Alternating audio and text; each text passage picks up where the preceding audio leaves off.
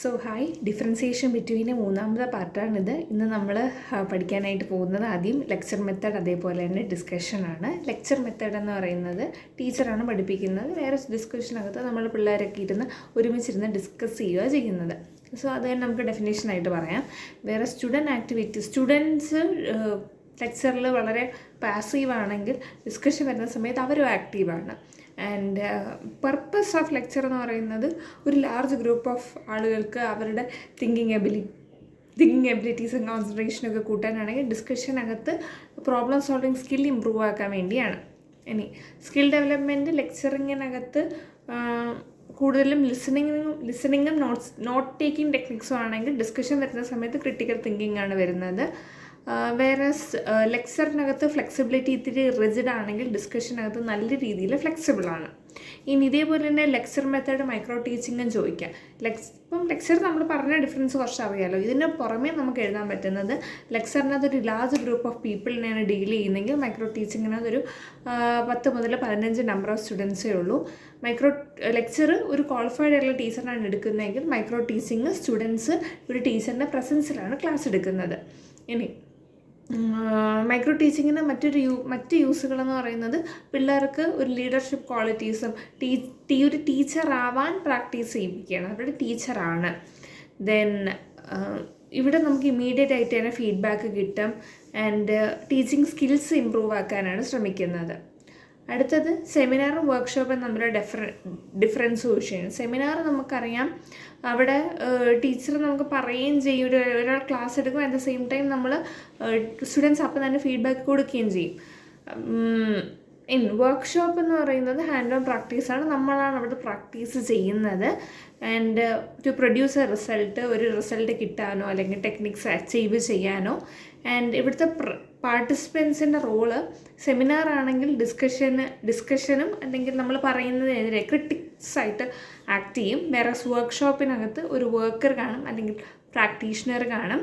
Then സെമിനാറിൻ്റെ output പുതിയ ideas, perspectives കൊണ്ടുവരിക. വേറെ വർക്ക്ഷോപ്പിനകത്ത് ഒരു ഫിനിഷ്ഡ് ആയിട്ടുള്ള പ്രോഡക്റ്റ് എന്താണെന്ന് കൊണ്ടുവരിക.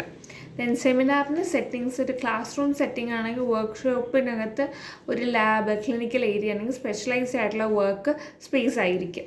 ഇനി സിമുലേഷനും വർക്ക്ഷോപ്പും, സിമുലേഷൻസിൻ്റെ ഒരു എൻവയൺമെൻറ്റ് എന്ന് വെച്ചാൽ ഇത്തിരി ആർട്ടിഫിഷ്യലാണ്, പക്ഷേ റിയലിസ്റ്റിക് ആയിട്ട് തോന്നും. വേറെ വർക്ക്ഷോപ്പ് എന്ന് പറയുന്നത് ഏതൊരു സെറ്റിങ്ങോ ആയിരിക്കാം, നമ്മളവിടെ വർക്ക് നന്നായിട്ട് പെർഫോം ചെയ്യുക എന്നുള്ളതാണ്.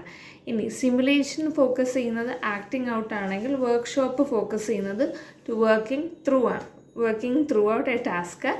ആൻഡ് സിമുലേഷൻ്റെ ഒരു കമ്പോണൻ്റ് എന്ന് പറയുന്നത് ബ്രീഫിങ്ങും സിനാരിയോവും ഡീബ്രീഫിങ്ങും ആണെങ്കിൽ വർക്ക്ഷോപ്പിനകത്ത് ഡെമോൺസ്ട്രേഷൻ, പ്രാക്ടീസ് അല്ലെങ്കിൽ ഇവാലുവേഷൻ ടെക്നിക്സാണ് ഫോളോ ചെയ്യുന്നത്. ദെൻ സിമുലേഷൻ അതുള്ള റിസ്ക് മാനേജ്മെൻറ്റ്, ഭയങ്കര ഹൈ റിസ്ക് ടാസ്കുകൾ പെർഫോം ചെയ്യും. വേറെസ് ഇൻ വർക്ക്ഷോപ്സ് പുതിയ സ്കിൽസ് ഡെവലപ്പ് ചെയ്യാനാണ് ശ്രമിക്കുന്നത്. സിമുലേഷനകത്തുള്ള റിയലിസം ഹൈലി ഫിഡലിറ്റിക്കാണ്. വർക്ക്ഷോപ്പ് ആണെങ്കിൽ പ്രാക്ടിക്കലായിട്ടുള്ള സ്റ്റെപ്സ് ഫോളോ ചെയ്യുന്നുണ്ട്. ഇനി ടീച്ചിങ് ഇൻ ക്ലിനിക്കൽ സെറ്റിങ്സിനകത്ത് വരുന്ന ക്വസ്റ്റ്യൻസിൽ 35ാമത്തത് റോൾ പ്ലേ ആൻഡ് ഫീൽഡ് ട്രിപ്പാണ്. റോൾ പ്ലേ എന്ന് പറയുന്നത് ഒരു ഗ്രൂപ്പ് ഓഫ് വ്യക്തികൾ ഇരുന്നിട്ട് ഓരോ ഇൻഡിവിജ്വലിനും ഓരോ റോൾ അഭിനയിക്കാൻ കൊടുക്കും. എന്നിട്ട് അവർ ആ ഓഡിയൻസിന് ആ ഒരു റോൾ അഭിനയിക്കുന്നതിലൂടെ പെട്ടെന്ന് കോൺസെപ്റ്റ് മനസ്സിലാവും. ഫീൽഡ് ട്രിപ്പ് നമ്മൾ പുറത്തൊരു സ്ഥലത്തോട്ട് പോവുകയും അവിടെ നിന്ന് കാര്യങ്ങൾ പഠിക്കുകയാണ് ചെയ്യുന്നത്. ഇനി ഇതാണ് ഇതിൻ്റെ ഒരു നേച്ചർ. ഇതിൻ്റെ സെറ്റിങ്സ് പറയുന്നെങ്കിൽ റോൾ പ്ലേ ക്ലാസ് റൂം ആയിരിക്കും. വേറെ നമ്മുടെ ഫീൽഡ് ട്രിപ്പിനകത്ത് outside classroom. Then role play mainly focus ചെയ്യുന്നത് ഇൻ്റർപേഴ്സണൽ സ്കിൽസ് ഇമ്പ്രൂവ് ചെയ്യാനാണെങ്കിൽ ഫീൽഡ് ട്രിപ്പ് ഫോക്കസ് ചെയ്യുന്നത് ഒബ്സർവേഷൻ സ്കില്ലാണ്. ഇനി റോൾ പ്ലേയുടെ കുറച്ചധികം പ്രിപ്പറേഷൻ വേണ്ടി വരും, ആക്ടേഴ്സ് വേണം. ഫീൽഡ് ട്രിപ്പ് എന്ന് പറയുന്നത് അഡ്മിനിസ്ട്രേറ്റീവ്, പെർമിഷൻ, ട്രാൻസ്പോർട്ടേഷൻ, ഫെസിലിറ്റീസ് അതെല്ലാം വേണം. ഇനി റോൾ പ്ലേയുടെ ഔട്ട്കം എക്സ്പെക്ട് ചെയ്യുന്നത് ബെറ്റർ ആയിട്ടുള്ള കമ്മ്യൂണിക്കേഷൻ സ്കില്ല് ഇമ്പ്രൂവ് ആക്കാൻ വേണ്ടി, ഫീൽഡ് ട്രിപ്പിനകത്ത് ബെറ്റർ ആയിട്ടുള്ള നോളേജ് കിട്ടാൻ വേണ്ടിയാണ്. So when a question of differentiate between role play and field trip ചോദിക്കുമ്പോൾ എഴുതേണ്ട കാര്യം എന്താണ് ഡെഫിനിഷൻ, അതിൻ്റെ പേർപ്പസ് എന്താണ്, എവിടുത്തെ സെറ്റിങ്സിലാണ് ഞാൻ റോൾ പ്ലേ കണ്ടക്ട് ചെയ്യാനുള്ളത്, എന്താണ് അതിൻ്റെ എയിം, അല്ലെങ്കിൽ എന്താണ് അതിൻ്റെ ഔട്ട്കം, പ്രിപ്പറേഷൻ എങ്ങനെയാണ് നോക്കുക. ഇനി നേഴ്സിംഗ് റൗണ്ടും ബെഡ് സൈഡ് ക്ലിനിക്കുമാണ്. നേഴ്സിംഗ് റൗണ്ട്സ് ഒരു 2-3 നേഴ്സുമാരും ഒരു 5 സ്റ്റുഡൻസും കൂടി, മാക്സിമം ഒരു 5 സ്റ്റുഡൻസും കൂടി പേഷ്യൻസിനെ പോയി കണ്ട് അവരുടെ കാര്യങ്ങൾ അറിയുകയോ ചെയ്യുന്നത്. ഇതിനകത്ത് വരുന്നതാണ് ഇൻസ്ട്രക്ഷണൽ റൗണ്ട്സ്, റെഗുലർ റൗണ്ട്സ്, പിന്നെ പ്രോബ്ലം സോൾവിങ് റൗണ്ട്സൊക്കെ.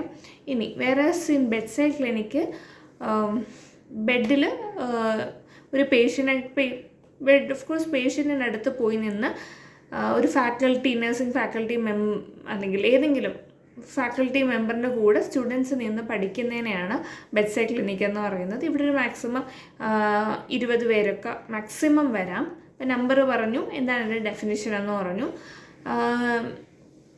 പിന്നെ ഇനി ഫാക്കൽറ്റി മെമ്പേഴ്സ് നേഴ്സിംഗ് റൗണ്ട്സ് നടത്തുന്ന നേഴ്സസ് ആയിരിക്കും, വേറെ ബെഡ് സൈഡ് ക്ലിനിക്സ് നടത്തുന്നത് മോസ്റ്റ്ലി ടീച്ചേഴ്സ് ആയിരിക്കും പറയാം. ഇനി നേഴ്സിംഗ് റൗണ്ട്സിൻ്റെ പ്രിപ്പറേഷൻ പറയുന്നെങ്കിൽ നേഴ്സിംഗ് റൗണ്ട്സിന് വേണ്ടുന്ന ആർട്ടിക്കിൾസ് എന്താണോ മെഡിസിൻ അഡ്മിനിസ്ട്രേഷനെങ്കിൽ അത് മെഡിസിൻസ് കൊണ്ടുപോകാം. ബെഡ് സൈഡ് ക്ലിനിക്കിലാണെങ്കിൽ കൂടുതൽ അസസ്മെൻറ്റിന് വേണ്ടിയുള്ള ആർട്ടിക്കിൾസ് സെറ്റ് ചെയ്തുകൊണ്ട് പോകാം. ഔട്ട്കം ആയിട്ട് എക്സ്പെക്റ്റ് ചെയ്യുന്നത് നേഴ്സിംഗ് റൗണ്ട്സിലൂടെ ആക്ച്വലായിട്ടുള്ള പേഷ്യൻസിനെ കണ്ടെത്തുക എന്നാണ്. ബെഡ് സൈഡ് ക്ലിനിക്കിലൂടെ കുറേ കൂടി നോളേജ് ഗെയിൻ ചെയ്യുക എന്നുള്ളൊരു ഫോക്കസാണ്. പിന്നെ ഇവാലുവേഷൻ അല്ലെങ്കിൽ ടീച്ചിങ് മീഡിയയിലുള്ള ക്വസ്റ്റ്യൻസ് 36-ാമത്തത് ഫ്ലാനൽ ഗ്രാഫും അതേപോലെ തന്നെ ചാർട്ടും തമ്മിലുള്ള ഡിഫറൻസ് ആണ്. ഫ്ലാനൽ ബോർഡ് എന്ന് പറയുന്നത് ഫ്ലാനൽ ഗ്രാഫിനകത്ത് ഒരു കാർഡ്ബോർഡ് ബേസ് ഉണ്ട്. കാർഡ്ബോർഡ് ബോർഡിൻ്റെ മുകളിലോട്ട് പേപ്പർ വെച്ചിട്ട് അതിൻ്റെ മുകളിലായിട്ടാണ് നമ്മൾ ഒട്ടിക്കുന്നത്. ഇത് കുറച്ചും കൂടി കമ്പാരിറ്റീവ്ലി ചീപ്പൊക്കെയാണ്, ലോക്കലി അവൈലബിൾ ആയിട്ടുള്ള മെറ്റീരിയൽസിൽ നിന്ന് യൂസ് ചെയ്യാവുന്നേ ഉള്ളൂ. ചാർട്ട് എന്ന് പറയുന്നത് ഒരു 90x70x50 സെൻറ്റിമീറ്റർ ഉള്ള ഒരു വലിയൊരു പേപ്പറാണ്. ആണെന്ന് പറയാം. ഇതും കമ്പാരിറ്റീവ്ലി ചീപ്പാണ്. പിന്നെ അടുത്ത് ഇതിൻ്റെ ഒരു നേച്ചറാണ് ഇപ്പം പറഞ്ഞത്. ഫ്ലാനൽ ഗ്രാഫ് ഡൈനാമിക് ആണ്, ഒരു ഇൻട്രാക്റ്റീവ് ഡിസ്പ്ലേ ആണെങ്കിൽ ചാർട്ട് ഒരു സ്റ്റാറ്റിക് ആയിട്ടുള്ള 2 ഡയമെൻഷണൽ വിഷൻ തരും. ഇനി അതിൻ്റെ ഫ്ലെക്സിബിലിറ്റി നോക്കാം. ഫ്ലാനൽ ബോർഡ് ഭയങ്കര ഫ്ലെക്സിബിൾ ആണ്, പക്ഷെ ചാർട്ട് ഒരു സ്ഥലത്ത് ഫിക്സഡ് ആയിട്ട് വെച്ചിരിക്കണം. കമ്പോണൻസ് ഫ്ലാനൽ ഗ്രാഫിനകത്തുള്ള കമ്പോണൻസ് ആയിട്ട് വരുന്നത് സാൻഡ് പേപ്പർ അല്ലെങ്കിൽ ഫ്ലാനൽ ബാക്കിംഗ് ആണെങ്കിൽ ചാർട്ടിനകത്ത് വരുന്നത് ഒരു സിംഗിൾ ഷീറ്റ് ആയിരിക്കും. Usage flannel board story telling അല്ലെങ്കിൽ സ്റ്റെപ്പ് ബൈ സ്റ്റെപ്പ് പ്രോസസ്സ് പറയാൻ വേണ്ടിയെങ്കിൽ ചാർട്ട് ഉപയോഗിക്കുന്ന ഒരു പത്തോഫിസിയോളജിയോ അല്ലെങ്കിൽ ടാബുലർ പാർട്ട് ഡിസ്കസ് ചെയ്യാനോ ഡെഫിനിഷനോ ഒക്കെയാണ്. സ്റ്റോറേജ് നമുക്ക് ബോർഡ് അല്ലെങ്കിൽ മൾട്ടിപ്പിൾ ആയിട്ടുള്ള കട്ടൗട്ടായിട്ട് സ്റ്റോർ ചെയ്യാൻ പറ്റും. ചാർട്ട് എന്ന് പറയുന്നത് റോൾ ചെയ്താണ് വെക്കാൻ പറ്റുന്നത്. സോ നമുക്ക് ഇൻട്രഡക്ഷൻ എന്തായാലും പറയാം, അതിൻ്റെ ഡെഫിനിഷന് എവിടെ അത് യൂസ് ചെയ്യാൻ പറ്റും, അതിൻ്റെ ഫ്ലെക്സിബിലിറ്റി പറയണം, സ്റ്റോറേജും ഡിസ്കസ് ചെയ്യണം. ഓക്കെ, ഇനി അടുത്തത് പാംഫ്ലെറ്റും ലീഫ്ലെറ്റും. കൺഫ്യൂസായി പോകരുത്. പാംഫ്ലെറ്റ് എന്ന് പറയുന്നത് തുറക്കാൻ പറ്റുന്ന 2 സൈഡുള്ള സ്ട്രക്ചറാണെങ്കിൽ ലീഫ്ലെറ്റ് നമ്മുടെ പാംഫിൻ്റെ അത്രയും സൈസിലുള്ള 1 സൈഡഡാണ്. അപ്പം തന്നെ നമുക്ക് കിട്ടി. അതിൻ്റെ പാംഫ്ലെറ്റിൽ 2 സൈഡ് ഇങ്ങനെ തുറക്കും, ലീഫ്ലെറ്റിൽ ഒരു സൈഡിലേ നമ്മൾ എഴുതത്തുള്ളൂ. ആദ്യം നമുക്ക് എൻ്റെ സൈസ് ആൻഡ് ലെങ്ത് നോക്കാം. പാംഫ്ലെറ്റ് 2 സൈഡിൽ എഴുതുന്നത് അത് കമ്പാരിറ്റീവ്ലി ലോങ്ങറാണ്. ലീഫ്ലെറ്റ് ഒരു സിംഗിൾ ഷീറ്റ് ഓഫ് പേപ്പറാണ്. കമ്പയർഡ് ടു ദ പാംഫ്ലെറ്റ് കുറച്ചും കൂടി ഒന്ന് ഷോർട്ടറാണ്. കണ്ടൻറ്റിൻ്റെ ഡെപ്ത്ത് പാംഫ്ലെറ്റിൽ കുറേ ഇൻഫർമേഷൻ തരും, കാരണം 2 സൈഡിലായിട്ട് എഴുതുന്നതുകൊണ്ട് തന്നെ. ലീഫ്ലെറ്റിനകത്ത് കമ്പാരിറ്റീവ്ലി ഒന്ന് കുറച്ചാണ്. പർപ്പസ് പാംഫ്ലെറ്റിൽ ഒരു ഇൻ ഡെപ്ത് എഡ്യൂക്കേഷൻ തരും, വേറെ ലീഫ്ലെറ്റിനകത്ത് ഒരു ഓവറോൾ അവെയർനെസ് തരാനും. പിന്നെ കോസ്റ്റ് പാംഫ്ലെറ്റ് കുറച്ചും കൂടി എക്സ്പെൻസീവാണ്, പക്ഷേ ലീഫ്ലെറ്റ് ഒരേ സൈഡിൽ അടിക്കുന്നതുകൊണ്ട് കുറച്ചും കൂടി ചീപ്പാണ്. പാംഫ്ലെറ്റിൻ്റെ ഡ്യൂറബിലിറ്റി കുറച്ചും കൂടി ഡ്യൂറബിളാണ്. ലീഫ്ലെറ്റ് പൊതുവേ ഡിസ്പോസിബിൾ ടൈപ്പ് ഓഫ് മെറ്റീരിയലാണ്. സോ നമ്മൾ ലീഫ്ലെറ്റും പാംഫ്ലെറ്റും ചോദിക്കുമ്പോൾ ലീഫ്ലെറ്റ് എന്ന് പറയുന്നത് ഒരു സൈഡിൽ എഴുതാൻ പറ്റിയ കുറച്ചും കൂടി കോസ്റ്റ് എഫക്റ്റീവ് ആയിട്ടുള്ള പെട്ടെന്ന് ഡിസ്പോസ് ചെയ്യാൻ പറ്റുന്ന അല്ലെങ്കിൽ കുറച്ച് കണ്ടൻറ്റ് മാത്രം എഴുതാൻ പറ്റിയ ഒന്നാണെങ്കിൽ ലീഫ്ലെറ്റ് വരുമ്പോൾ ലീഫ്ലെറ്റാണ് ഒരു സൈഡിലത്ത്, പാംഫ്ലെറ്റ് ആണെങ്കിൽ രണ്ട് സൈഡിൽ കുറേ കണ്ടൻറ്റ് എഴുതാൻ പറ്റും, കുറച്ചും കൂടി എക്സ്പെൻസീവാണ്. അപ്പം അതൊക്കെ മെയിൻലി ഇതിനോട് കടന്നു പോകേണ്ടത് അതിന് ഒരു ഇൻട്രഡക്ഷൻ ഫേസ് കൊടുക്കുക, അതിൻ്റെ സൈസ് പറയുക, അത് ഏത് സൈഡിലാണ് എഴുതാൻ പറ്റുന്നത് നോക്കുക, അതിൻ്റെ ഔട്ട്പുട്ട് അല്ലെങ്കിൽ കോസ്റ്റുമാണ് നോക്കേണ്ടത്. അടുത്തത് tape recorder and public address system. Public address സിസ്റ്റത്തിനകത്ത് തന്നെ 3 വരുന്നുണ്ട്. ആംപ്ലിഫയർ, പിന്നെ സ്പീക്കർ, ഒരു ഇൻപുട്ടായിട്ട് ഡിവൈസ് കൊണ്ട് എന്തെങ്കിലും കൊടുക്കണം, പിന്നെ അതിനെ ആംപ്ലിഫൈ ചെയ്യണം, ആൻഡ് പുറത്തോട്ട് കൊടുക്കാനായിട്ട് സ്പീക്കർ വേണം. സോ ടേപ്പ് റെക്കോർഡറിനകത്ത് ഓഡിയോ എയ്ഡ് മാത്രമാണ് ടേപ്പ് റെക്കോർഡർ. ഇതിനകത്ത് ഇട്ട് കഴിയുമ്പോഴത്തേക്കും അത് നമുക്ക് കേൾക്കാനായിട്ട് സാധിക്കും. നോക്കാം എന്താണ് പ്രൈമറി ഫംഗ്ഷന് use for recording and playing audio contents play ചെയ്യാനാണെങ്കിൽ പബ്ലിക് അഡ്രസ് സിസ്റ്റം ലൈവായിട്ട് അപ്പം തന്നെ പറയുന്ന കാര്യങ്ങൾ പോകാൻ പറ്റും. ശരിയാണ്. അത് ഓഡിയോ നമ്മൾ മുമ്പേ റെക്കോർഡ് ചെയ്ത് വെച്ചത് പറയാനാണെങ്കിൽ പബ്ലിക് അഡ്രസ് സിസ്റ്റം ഇപ്പം ഉള്ളത്, ഇത് ലൈവായിട്ടുള്ളത് അല്ലെങ്കിൽ റെക്കോർഡ് ചെയ്തിട്ടുള്ളത് എല്ലാവരും കേൾപ്പിക്കാൻ വേണ്ടിയാണ്. ടേപ്പ് റെക്കോർഡറിൻ്റെ ഓഡിയൻസ് സൈസ് ചെറിയ ഗ്രൂപ്പാണെങ്കിൽ പബ്ലിക് അഡ്രസ് സിസ്റ്റം സ്പീക്കർ ഉള്ളതുകൊണ്ട് തന്നെ ലാർജ് ഗ്രൂപ്പ് സൈസാണ്. ഇനി ഇതിൻ്റെ കമ്പോണൻസ് ടേപ്പ് റെക്കോർഡറിനകത്ത് വരുന്നതാണ് microphone, recording head, playback speakers.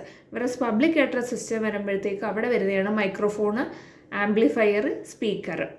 ഇനി ഇൻട്രാക്ടിവിറ്റി ടേപ്പ് റെക്കോർഡർ ആണെങ്കിൽ നമുക്ക് പോസ് ചെയ്യാൻ പറ്റും, വീണ്ടും റീവൈൻഡ് ചെയ്യാൻ പറ്റും. പക്ഷെ പബ്ലിക് അഡ്രസ് സിസ്റ്റം എന്ന് പറയുന്നത് ഒരു വൺ വേ ബ്രോഡ്കാസ്റ്റാണ്, നമ്മളിങ്ങനെ കണ്ടിന്യൂസ് ആയിട്ട് പ്ലേ ചെയ്തുകൊണ്ടേയിരിക്കും.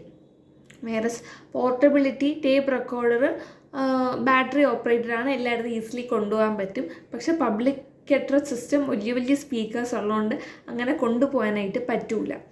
സോ ഇവിടെ നമുക്ക് എന്താണ് അതിൻ്റെ ഒരു ഇൻട്രഡക്ഷൻ പാർട്ട് പറയാം, പിന്നെ ഇൻട്രഡക്ഷനായിട്ട് പറയാം, അതിനകത്ത് എന്താ കമ്പോണൻസ് ആണ് പറയുന്നത്, ലാർജ് ഗ്രൂപ്പിൻ്റെ കാര്യം പറയാം, എക്സ്പെൻസിൻ്റെ കാര്യം പറയാം, അത് ഫ്ലെക്സിബിൾ ആണോ എന്നൊക്കെ ഡിസ്കസ് ചെയ്യാം. അടുത്തത് സ്പെസിമെൻറ്റും അതേപോലെ തന്നെ മോഡൽസും ആണ്. സ്പെസിമെൻ്റ് എന്ന് പറയുന്നത് ഒരു റിയൽ ആയിട്ടുള്ള ബയോളജിക്കൽ ഒബ്ജക്റ്റാണ്. മോഡൽ എന്ന് പറയുന്നത് ആർട്ടിഫിഷ്യൽ ആയിട്ടുള്ള മാൻമെയ്ഡ് ഒബ്ജക്ട്സ്, അതായത് റിയൽ ഒബ്ജക്റ്റിനെ പോലെ ഇരിക്കുന്ന ഒന്നാണ് model. May be same size ആയിരിക്കാം, സെയിം സൈസ് അല്ലാതെ ഇരിക്കാം. ഇനി ഇതിൻ്റെ റിയലിസം, സ്പെസിമെൻ്റ് എന്ന് പറയുന്നത് 100% റിയലാണ്. പക്ഷേ മോഡലിൽ 100% റിയലൊന്നും അല്ല. 100% എന്നല്ല, അത് കുറച്ചും ശതമാനം മാത്രം റിയാലിറ്റി ഉള്ളൂ. ദെൻ അതും നമുക്ക് മനസ്സിലാക്കാൻ പറ്റുന്ന അണ്ടർസ്റ്റാൻഡിങ് എന്ന രീതിയിൽ റിയലാണ്, അല്ലാതെ കണ്ടൻ്റ് ഒന്നുമില്ല. കാരണം ഇവിടെ ഉപയോഗിക്കുന്നത് മാനുക്വിൻസും അത് ബൊമ്മകൾ അങ്ങനെയാണ്. വേറെ സ്പെസിമെൻറ്റിൻ്റെ മെയിൻ്റെനൻസ് കുറേയും കൂടി ഫോർമാലിനും ഹയർ ആയിട്ടുള്ള എക്സ്പെൻസീവ് ആയിട്ടുള്ള മെറ്റീരിയൽസ് ഉപയോഗിക്കണമെങ്കിൽ മോഡൽസിനകത്ത് അങ്ങനെ പാടൊന്നുമില്ല, പെട്ടെന്ന് ക്ലീൻ ചെയ്തെടുക്കാനും ഡ്യൂറബിളാണ്. ആൻഡ് അവൈലബിലിറ്റി സ്പെസിമെൻ്റ് കിട്ടാൻ ഇത്തിരി പാടാണ്, ഒറിജിനലായിട്ടുള്ളതിന് തന്നെ നല്ല കോസ്റ്റാവും. പക്ഷേ മോഡലെന്ന് പറയുന്നത് ചീപ്പായിട്ട് ഉണ്ടാക്കിയെടുക്കാവുന്നതേ പറ്റൂ.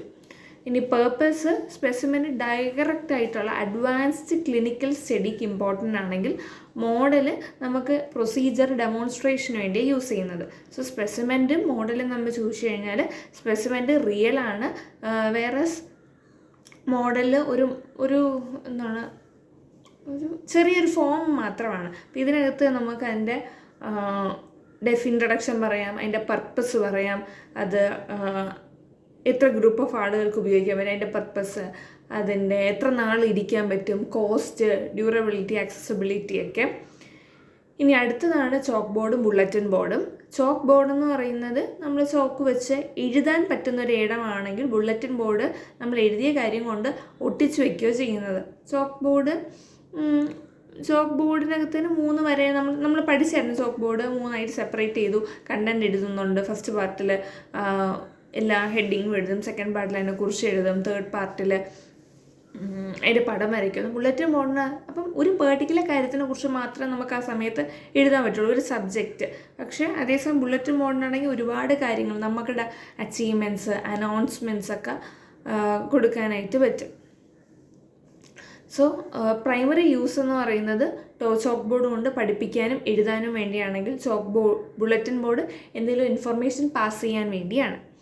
ചോക്ക് ബോർഡിനകത്തുള്ള കണ്ടൻറ്റ് ടെമ്പററി ആണ്. അതേപോലെ തന്നെ ടെമ്പററി ഇൻ ദ സെൻസ് പെട്ടെന്ന് തന്നെ അങ്ങ് മായ്ച്ചാൽ പോകും. വേറസ് ബുള്ളറ്റിൻ ബോർഡിനകത്തുള്ള കണ്ടൻറ്റ് പെർമനൻ്റ് ആണ്. ദെൻ ഇൻട്രാക്ഷന് ചോക്ക് ബോർഡിനകത്ത് ടീച്ചർ ആണ് എഴുതുന്നത്, വേറസ് ബുള്ളറ്റിൻ ബോർഡിനകത്ത് സ്റ്റുഡൻസ് ആണ് അവരുടെ കാര്യങ്ങൾ എഴുതുന്നത്. ചോക്ക് ബോർഡിനകത്തുള്ള മീഡിയം എന്ന് പറയുന്നത് ചോക്ക് മാർക്കർ യൂസ് ചെയ്തിട്ടാണ് ഈ ബുള്ളറ്റിൻ ബോർഡിനകത്ത് എഴുതുന്നത്. പിന്നും എഴുതുന്നതിന് ഒട്ടിച്ച് വയ്ക്കുന്നത് പിന്നും ടാക്സും ടേപ്പും വെച്ചിട്ടാണ്. ദെൻ മെയിൻലി ചോക്ക് ബോർഡിൻ്റെ ഫോക്കസ് പഠിപ്പിക്കാനും അതേപോലെ തന്നെ പഠിക്കാനും ഒക്കെ ആണെങ്കിൽ ബുള്ളറ്റിൻ ബോർഡിനകത്ത് ഇൻഫർമേഷൻ എല്ലാവർക്കും സീക്ക് ചെയ്യുക എന്നാണ്. സോ എന്താണ് അതിൻ്റെ ഇൻട്രഡക്ഷൻ പറഞ്ഞു, അത് പർപ്പസ് പറഞ്ഞു, അതിൻ്റെ യൂസ് പറഞ്ഞു, അല്ലെങ്കിൽ അത് ടെമ്പററി ആണോ പെർമനൻ്റ് ആണോ എന്ന് പറഞ്ഞു, അതിനകത്ത് മീഡിയം പറഞ്ഞു, ആരാണ് യൂസ് ചെയ്യുന്നതെന്നൊക്കെ ഡിസ്കസ് ചെയ്തിട്ടുണ്ടായിരുന്നു അല്ലേ. ഇനി അടുത്ത നമ്മൾ നോക്കുന്നത് OHP അതേപോലെ തന്നെ LCD പ്രൊജക്ടറുമാണ്. OHP എന്ന് പറയുന്നത് നമ്മൾ പറഞ്ഞായിരുന്നു, ഒരു ട്രാൻസ്പാരൻ്റ് ആയിട്ടുള്ള ഷീറ്റുണ്ട്, നമ്മൾ ലൈറ്റ് പ്രൊജക്റ്റ് ചെയ്യുന്നുണ്ട്, ബ്ലാക്ക് ആയിട്ടുള്ള ചെറിയൊരു ബാക്ക്ഗ്രൗണ്ട് വേണം, പിന്നെ ലൈറ്റിംഗ് വേണം, ഇലക്ട്രിസിറ്റി വേണമെന്ന് പറഞ്ഞു. അതിനകത്ത് നമ്മൾ ട്രാൻസ്പെറൻറ്റ് ഷീറ്റ് വളരെ ചീപ്പാണ്. എഴുതി കഴിഞ്ഞാൽ അതിനകത്തോട്ട് അത് നമുക്ക് ആ ഓൺ ദി സ്പോട്ട് എഴുതാൻ പറ്റും, അല്ലെങ്കിൽ എഴുതിയതോ പടമോ വെച്ചതിന് ശേഷം ലാർജ് ഓഡിയൻസിന് കാണിക്കാൻ പറ്റും. ലാർജ് ഓഡിയൻസ് അല്ല, ആ ക്ലാസ്സിലിരിക്കുന്ന നമ്പർ ഓഫ് സ്റ്റുഡൻസിന്. പിന്നെ അറ്റ് ദ സെയിം ടൈം നമ്മൾ അവരുമായിട്ട് ഫേസ് ടു ഫേസ് കോൺടാക്റ്റ് ചെയ്യാനായിട്ട് സാധിക്കും. സോ OHP എന്ന് പറയുന്നത് ട്രാൻസ്പാരൻ്റ് ആയിട്ടുള്ള പ്ലാസ്റ്റിക് ഷീറ്റുകളാണ് ഉപയോഗിക്കുന്നത്. ബ്രൈറ്റ് ആയിട്ടുള്ള ലൈറ്റുകൾ ഉപയോഗിക്കുന്നുണ്ട്. ദെൻ ടീച്ചറാണ് bright on the transparent sheet while teaching അല്ലെങ്കിൽ projecting. Then can be used partially in light room എന്ന് പറഞ്ഞു. ആൻഡ് ലോ ആയിട്ടുള്ള ഇനിഷ്യൽ കോസ്റ്റ് ആണ്. Require frequent bulb change. പക്ഷേ ഇടയ്ക്കിടയ്ക്ക് ബൾബ് ചേഞ്ച് ചെയ്യാൻ ചാൻസ് ഉണ്ട്, കാരണം ബൾബ് പെട്ടെന്ന് ബൾബ് സെൻസിറ്റീവാണ്. സോ പെട്ടെന്ന് നശിച്ചു പോകാൻ ചാൻസ് ഉണ്ട്. അടുത്ത LCD പ്രൊജക്ടർ എന്ന് പറയുന്നത് കമ്പ്യൂട്ടർ, ലാപ്ടോപ്പ്, USB ഒക്കെയാണ്. ലിക്വിഡ് ക്രിസ്റ്റൽ ഡിസ്പ്ലേ ടെക്നോളജി അല്ലെങ്കിൽ ഡിജിറ്റൽ ടെക്നോളജീസ് യൂസ് ചെയ്യും. വീഡിയോസ്, ആനിമേഷൻസ്, കമ്പ്യൂട്ടർ ട്രാൻസിഷൻസ് ഒക്കെ. ആൻഡ് യൂഷ്വലി റിക്വയർ അല്ലെങ്കിൽ ഒരു ഡാർക്ക് ആയിട്ടുള്ള ഡിംഡ് റൂം ആവശ്യം ഉണ്ട്. ആൻഡ് ഭയങ്കര കോസ്റ്റുമാണ്, അതും പറയാം. ഇനി ഫ്ലാനൽ ബോർഡും ബുള്ളറ്റിൻ ബോർഡും നമ്മൾ ഓൾറെഡി ഫ്ലാനൽ ബോർഡ് പറഞ്ഞായിരുന്നു. പിന്നെ അപ്പം നമുക്ക് ഫ്ലാനൽ ബോർഡിലും ബുള്ളറ്റിൻ ബോർഡും പറഞ്ഞതിൽ ആഡ് ചെയ്യാൻ പറ്റുന്നത് അതിൻ്റെ സർഫസ് എന്താണ് അറ്റാച്ച് ചെയ്യാൻ പറ്റുന്നത്. അപ്പോൾ സർഫസ് നോക്കുക, എന്തതിൻ്റെ അറ്റാച്ച് ചെയ്യാൻ പറ്റും, ടീച്ചിങ്ങിൻ്റെ റോൾ എന്താണ്, പിന്നെ ഡൈനാമിക്സും ഓഡിയൻസ്. അപ്പം surface, attachment, role of teacher, dynamics, പിന്നെ ഓഡിയൻസ്, ഇത്രയും പറയാം. ഇനി ഫ്ലാഷ് കാർഡും ഫ്ലിപ്പ് ചാർട്ടും ചോദിക്കാം. ഫ്ലാഷ് കാർഡിനകത്താണെങ്കിൽ നമ്മളൊന്നൊന്നായിട്ട് ജസ്റ്റ് ഫ്ലാഷ് ചെയ്ത് പോവുകയാണ് ചെയ്യുന്നത്. ഫ്ലിപ്പ് ചാർട്ട് ഒരു എന്താണ് അതിൻ്റെ മെയിൻലി എന്തൊക്കെ എഴുതണമെന്ന് ചോദിച്ചു കഴിഞ്ഞാൽ അതിൻ്റെ സ്ട്രക്ചർ, അതിൻ്റെ സീക്വൻസ്, ഓഡിയൻസ്, യൂസേജ്, പോർട്ടബിലിറ്റി അല്ലെങ്കിൽ എക്സ്പെൻസിൻ്റെ കാര്യവും പറയാം. ഓക്കെ, ഫ്ലിപ്പ് ചാർട്ട് എക്സ്പെൻസും വലിയ വ്യത്യാസമൊന്നുമില്ല. ഫ്ലിപ്പ് ചാർട്ട് കാരണം പിന്നെ നമ്പർ ഓഫ് പീപ്പിൾ പറയാം. നമുക്ക് എപ്പോഴും പറയാൻ പറ്റുന്ന എല്ലാത്തിനകത്തും പറയുന്ന കാര്യങ്ങൾ നമ്പർ ഓഫ് പീപ്പിൾ പറയാൻ പറ്റും. അതിന് എക്സ്പെൻസ് പറയാം, അതിന് ഡെഫിനിഷൻ, പർപ്പസ്, എക്സ്പെൻസ്, പിന്നെ ഗ്രൂപ്പ് ഓഫ് ഓഡിയൻസ് അല്ലെങ്കിൽ ഗ്രൂപ്പ് ഓഫ് പീപ്പിൾ, ഔട്ട്കം പറയാം. അപ്പം ഇവിടെ നമുക്ക് അതിൻ്റെ സ്ട്രക്ചർ അല്ലെങ്കിൽ ചില കണ്ടീഷണൽ അറ്റാച്ച്മെൻറ്റ് പറയുന്നുണ്ട്, ഫ്ലെക്സിബിലിറ്റി എല്ലായിടത്തും കൊണ്ടുപോകാൻ പറ്റുന്നതാണോ എന്ന്. So structure, sequence, audience signs, usage and portability പറയാം. പോസ്റ്ററും ചാർട്ട് വരുമ്പോഴും ഇതേ ക്രൈറ്റീരിയ വെച്ചിട്ട് അല്ലെങ്കിൽ അതിൻ്റെ message, text, purpose, design, viewing time, ഇതെല്ലാം നോക്കാം. വ്യൂവിങ് ടൈം, പിന്നെ ഒബ്ജക്റ്റ് ആൻഡ് സ്പെസിമെൻ്റ്. ഒബ്ജക്റ്റ് എന്ന് പറയുന്നത് whole item use in the natural state, അതായത് സിറിഞ്ച് പോലെയൊക്കെ നോൺ ലിവിങ് ആയിട്ടുള്ള ഫങ്ഷണലാണ്. പക്ഷേ സ്പെസിമെൻ്റ് ലിവിങ് ആണ്. ഇവിടെ നമുക്ക് യൂസ് ചെയ്യാൻ പറ്റുന്നത് ഡെഫിനിഷൻ, അതിൻ്റെ സ്റ്റേറ്റ്, അതിൻ്റെ പർപ്പസ്, ഹാൻഡിലിങ്, എക്സാമ്പിളൊക്കെയാണ്. പിന്നെ ഫ്ലാഷ് കാർഡ്, ഫ്ലാനൽ ഗ്രാഫ് ചോദിക്കാം. പിന്നെ എവല്യൂഷൻ ചാർട്ടും ടാബുലേഷൻ ചാർട്ടും ചോദിക്കാം. അപ്പോൾ അവിടെ നമുക്ക് പറയാൻ പറ്റുന്നത് അതിൻ്റെ സ്ട്രക്ചർ, ഡെഫിനിഷൻ പറയാം, സ്ട്രക്ചർ പറയാം, അതിൻ്റെ പർപ്പസ് പറയാം, അല്ലെങ്കിൽ എക്സ്പെൻസ് അവിടെ പറയാൻ പറ്റില്ല, അല്ലെങ്കിൽ അതിൻ്റെ ഒരു ഔട്ട്കം, എക്സ്പെക്റ്റഡ് ഔട്ട്കം പറയാം. ദെൻ ഫ്ലെക്സിബിലിറ്റി രണ്ടും സെയിമാണ്. വിഷ്വലൈസേഷന് പർപ്പസസ് ഒക്കെ പറഞ്ഞു. ഇനി പിന്നുള്ള പ്രൊജക്റ്റഡ് എയ്ഡും നോൺ പ്രൊജക്റ്റഡ് എയ്ഡും അതിനകത്തോളം എന്തൊക്കെ റിക്വയർമെൻ്റ് ആണുള്ളത്, അവൈലബിലിറ്റി, എക്സാമ്പിൾസ്, കോസ്റ്റ്, പ്രിപ്പറേഷനൊക്കെ. ചാർട്ടും ഫ്ലാഷ് കാർഡും ഇതേപോലെ തന്നെയാണ്. ഓക്കെ.